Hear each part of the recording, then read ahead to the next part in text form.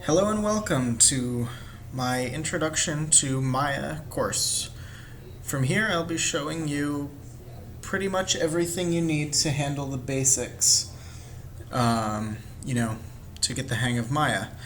I'm going to start with some UI, head into modeling, some more advanced modeling, cover shaders, textures, and lights, along with UVs, of course.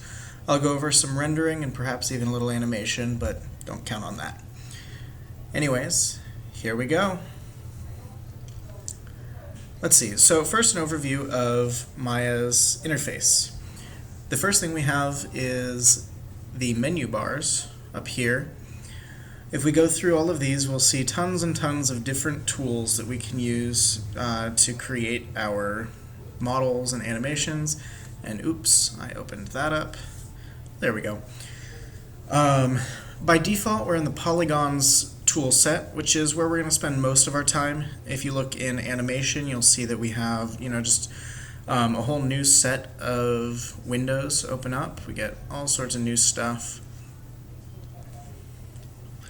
And we have surfaces, etc. Rendering will be in there a little bit, but for the most part, we're going to stick to polygons. Let's see, from here, underneath that, we have kind of our utility line. You already saw where we choose our menu set. From there we have a couple other utilities. Here you can tell what object is actually going to be selected.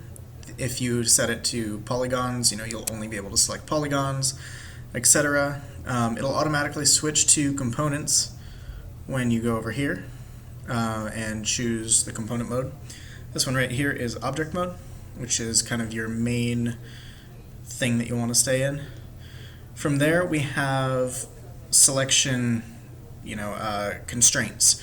We can tell it not to select any joints, not to select curves, not to select geometry, and etc. Those are the useful ones. From there we're going to go over to snapping. We have snap to grids, snap to curve, snap to points, snap to the projected center of an object, view plane, and from here we can make the object live, which we'll go over later when we talk about quad draw. We're going to skip over to the rendering section. Over on the right we have our render settings, which we will go over in a later lesson. We also have our render view that we'll bring up, and then the clapper icon is what will actually render. And of course nothing's there, so it's pitch black. Moving on from there, we have one of my favorite little utilities. We have the absolute transform. It also works as relative transform, rename, and select by name. For the most part, we'll leave it in absolute transform. What this is going to do is it's going to set an object's, if you want to move something 5 units, or to 5 units on, say, the x-axis, we would go into the Move tool, type 5, and press Enter, and it would be there instantly. Very useful. After that, we have our different side windows.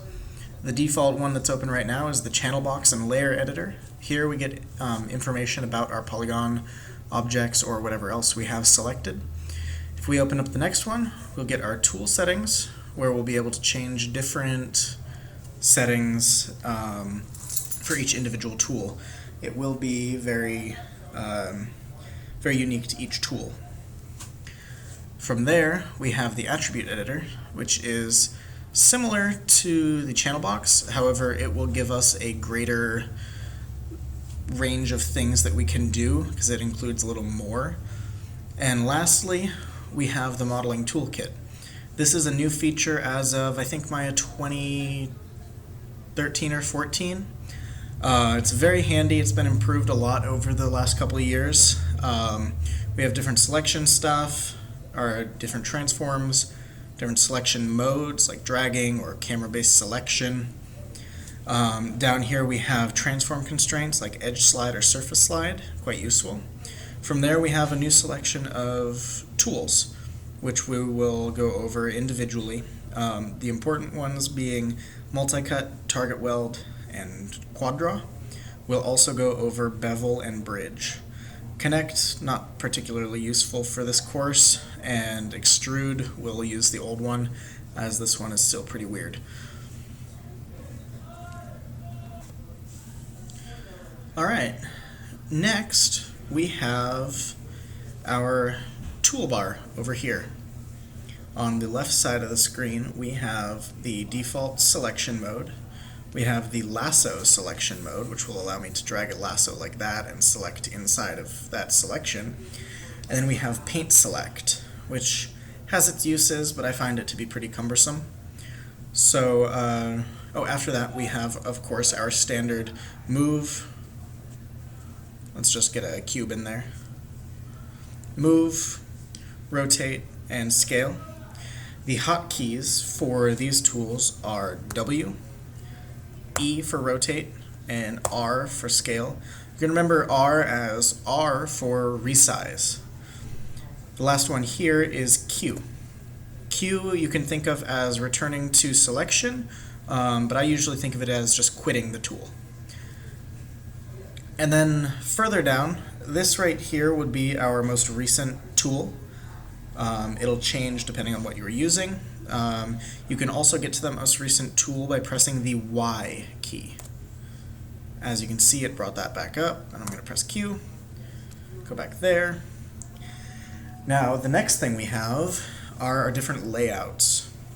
You'll notice that right now we are in a particular view.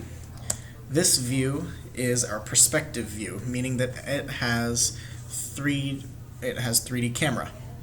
If I press the space bar or click on this icon right here, the 4-view panel, it will bring up 4 views that we can look at. On the top right, we have our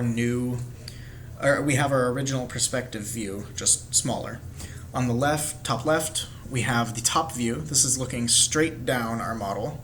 The front view, looking straight at it, and the side, looking at it right from the side, of course. These are orthographic views, meaning that they do not have depth. You'll notice that if I zoom in on one of them, I can only see a square instead of a cube. That's because, of course, there is no depth. We don't see perspective here. It's a very important concept to understand, and these views will be very helpful when you're trying to match your objects to reference. Next, we have our outliner. If we click on this view, we get our outliner window, which shows us what objects we actually have in the scene. Right now we have 7 polycubes, and they're gone because I selected them in the outliner and deleted them. Those, let's see, another one that we'll cover is the Hypershade, which is the 5th one from the top. This will bring up a 3 view. We can bring this bar down and then this bar over to the left. And right now we have a view to work with our shaders. But we're going to go over that at a later point. So currently I'm going to go back to our 4 view. Next thing to discuss is navigation. Navigation is pretty simple in Maya.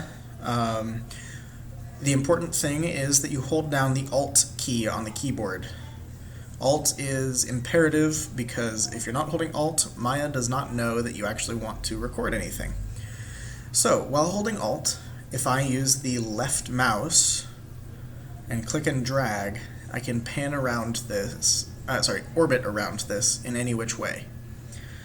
Following that, if I hold down on the scroll wheel, which from here on out I'll refer to as the middle mouse button, we can pan. Combined, we get that. And lastly is hold down right click and click and drag in and out. That is the fastest way to zoom.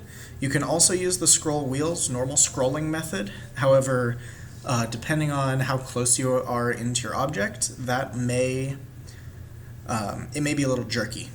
This is very smooth. I can get as close in as I want. It's not jumping, so that's one of the best ways to go. So, from there, another important thing about viewing is pressing F. F for frame camera. This allows us to frame the camera in on a selection, and when you do that, A, it'll bring that object right into your view, and B, it will tell it that we want to rotate around that object. That is now our center of interest. That is very helpful, especially when you've got things all over a scene and you'll get cameras that are just acting strange. So select something and press F.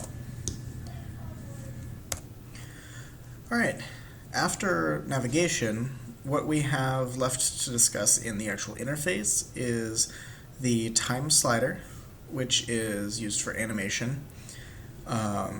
Then we have the range slider. The range slider sets which frames are actually available for editing.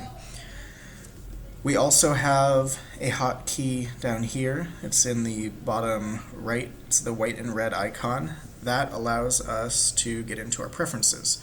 For example, we can go to undo, set the queue to infinite, which is quite helpful, meaning you can undo back to the time you opened your file. If you save, close your file, and reopen it, you won't be able to undo. So keep that in mind. Yeah, so we'll save that. We also have access to our script editor, which shows history items, like what's actually been going on in the background for Maya, all of this fun stuff. We also have our custom places for typing out code. This right here is in Python. This is in Mel. Reverse that. Anyways, from there, we also have a line right here that gives us kind of a preview of that history. Like, for example, if I save this, I'll just call this, I'm going to move this over to Maya ASCII and just call this temp. It shows us that we saved over down here. Shows us the result. From there, I will talk about saving methods. The first thing we need to do before, this is assuming that this is your first time starting a project in Maya, you will go to File. I'm going to tear this off to make it a little easier, and I'm going to go to Project Window. What I'm going to do is press New, give it a name. This is going to be called Temp Project, and now I give it a location. My D drive is fine. Oh, actually, I'll go up one. Yeah, D drive is fine. So I will hit Accept. And what this does is it gives us a folder that contains a series, it contains the scenes, templates, images, etc. The important one is scenes, because this is where all of your Maya files are going to be stored. Source images, this is where all of your reference and textures are going to be stored. And images, this is where your final rendered outputs will be placed when Maya is done with them. We also have movies, but that's only for play blasting, which we may go over. So just be sure that you actually keep your files in the correct folders. I don't want to see any of your files on the desktop or in random default projects. I'm just going to go to Set Project, and I'm going to go back to my lesson folder. So now, if I go to Save Scene As, I get a few options. The file type is really the one that we care about right here. By default, Maya sets it to Maya binary. That is a problematic file format. It's well compressed, however it doesn't have any editing capabilities. When you use a Maya ASCII file, it's a text file instead of binary. So that means that you can open it up in a text editor and potentially recover a corrupted file. I've done that many times in the past, and it saved me many hours of work. So if I save this, I can put it in there. I don't need to though, so I'll leave it there. Cool. This is going to end the Maya's interface overview. See you next time.